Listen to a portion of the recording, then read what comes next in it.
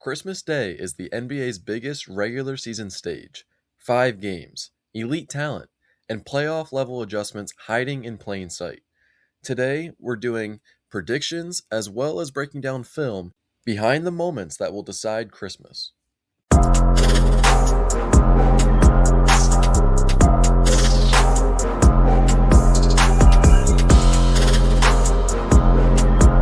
Let's get into the first NBA Christmas game, which is the Cleveland Cavaliers in the Garden against the New York Knicks. Let's first start with the Cavs because they have been underperforming this year. They are currently 17 and 14. A lot of guys have missed some time. Garland, Mobley, Allen have all missed some games this year. It's not looking good as of right now. Maybe they can turn it around, but they did lose a previous meeting against the Knicks by 8 points earlier in the year, and they're coming off of an NBA Cup Finals victory and tournament victory. Jalen Brunson's averaging about 31 points and 7 assists, so it's going to be a tough turnaround on Christmas Day. But these moments are made for guys like Donovan Mitchell as well. So we'll see what happens. I have the Knicks winning, but let's break down what makes these teams different from each other. I think the biggest difference in the Knicks offense from last year to this year under Mike Brown is the ball movement. Yes, Jalen Brunson still has his isolation moments, but we get to see a lot of ball movement, swinging side to side, getting a lot more three-pointers off. It's just kind of a faster pace than what we're used to seeing from the New York Knicks, which is completely fine. I think it's working out in Mikal Bridges and OG Anunoby's favor because I feel like they're finding their footing within this offense a little bit more. And then Jalen Brunson obviously finds his way. But as we talk about the Cleveland Cavaliers, I feel like the biggest part is finding their bench depth, but also getting healthy. So there's not really much to break down until this team gets healthy because Mobley is a big part of it. Allen is the rim protector. Donovan Mitchell is the engine of the offense, but so is Darius Garland in regards to being the initiator of the offense. Let's flip the script and get into the game, which I think is the game of the day, and that is the OKC Thunder versus the San Antonio Spurs. And the Spurs are 2-0 in the last 2 weeks against the OKC Thunder. These two teams play completely different offensively, and the OKC Thunder love isolation ball with SGA, as well as the high pick and roll game with Hartenstein or Chet. This creates opportunities in the mid-range for SGA, as well as drop-off passes and kick-out passes to the other guys that hit threes around him. As we get into the Spurs offense, of course, like every team, they run a pick and roll, but the biggest part of their motion offense is using Cornet or Wemby in the high post or even the top of the key to set ball screens, flare screens, back screens. He's almost like the all-time screener at that spot. I want you to notice where he is standing, and he doesn't set a very good screen on this play. It's a lot of slipping, a lot of action coming around where he's at, so it's not going to be a whole lot of screening on this play, but this is how they're set up, and Stephon Castle gets an easy three out of this action. Another big part of this team is the fact that they're built on guards. They have De'Aaron Fox, Dylan Harper, they have Vassell, they have Castle. They have a lot of guys that can run the floor, so getting guys involved like Harrison Barnes out in transition is also a plus, but they play super fast, and I think that's really wearing down teams. And I think that's how they're able to beat the OKC Thunder, because they're built on defense, and the Spurs are kind of tiring them out and wearing them down late in games and just finishing them off at this point. One thing I do know is that people think that the Spurs may be their kryptonite, but I have the OKC Thunder winning this game. The former reigning NBA champions will bounce back from this 0-2 loss streak they have against the San Antonio Spurs. It's hard to beat a team 3 times in a row. If they do it, congrats. But I believe SGA will go off on Christmas Day and others will fall in line. And I think this will be a great game to watch. It won't be a blowout, but I do think the OKC Thunder step up and win.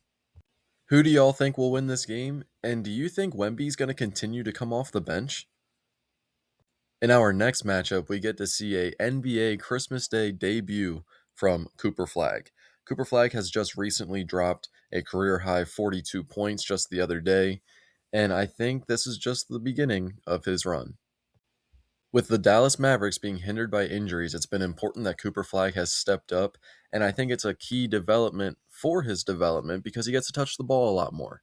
They used him at point guard a little bit. They have him in a lot of their actions. He's getting downhill more oftentimes than not and starting to increase his percentage of makes within 10 feet from the basket. So I think it's a good development for the Dallas Mavericks. Will they make the playoffs? Not so much, but I think it's time to get into the team they're facing on Christmas Day in the Golden State Warriors. Unlike the Dallas Mavericks, who are trying to find their identity, the Warriors already know what their identity is, and it's obviously playing through Steph Curry's off-ball movement, a lot of screening with Jimmy Butler and Draymond to get him open shots. Of course, Steph can take guys off the dribble like he does Jonathan Isaac here, but let's get into it, and let's see what makes him different from a team like the Dallas Mavericks. There's a lot to unpack about this play, so let's get into it, as Pods will be the first screen here, and then he eventually receives the ball. This just sets up Draymond to eventually set a down screen for Steph Curry, who doesn't get open on the play, but that is completely fine. He'll run out to the left wing just to relocate, as he does very well, and we'll see it again later. Gary Payton is now in the corner, ready to cut through, and this is where Draymond will hit him on the cut. And this sets up a Gary Payton drive. He's not the most aggressive offensive player in the world. Steph Curry knows this. Again, he relocates to the corner. Gary Payton sees this, and with a quick release, gets his shot off and gets the three-pointer in the corner, even after not being open originally. Due to the lack of experience from the Mavs, and also the way the Warriors play and the star power that they have, I believe it'll show up on Christmas Day, and I think the Warriors take this one easily. On Christmas Day, we also get a classic showdown of Kevin Durant versus LeBron James, and both Lakers and Houston Rockets, to me, are top 4 teams in the West, whether that's the standings or not. I believe that both of these teams are threats to win the NBA Finals, so we'll see what happens. I think this is a very toss-up game. I have the Lakers winning this one due to the star power that the Lakers have with LeBron, and I think Luka is actually the difference maker in this game, as the Rockets are still struggling to find who their true point guard is, even with Thompson at the PG spot currently. It's a very tall team, and I feel like the Lakers can kind of run them out of the gym. To cap off Christmas Day, we have the T-Wolves versus the Nuggets in Denver, and the Nuggets have won the last 2 matchups against them so far this season. Anthony Edwards is on a tear, though.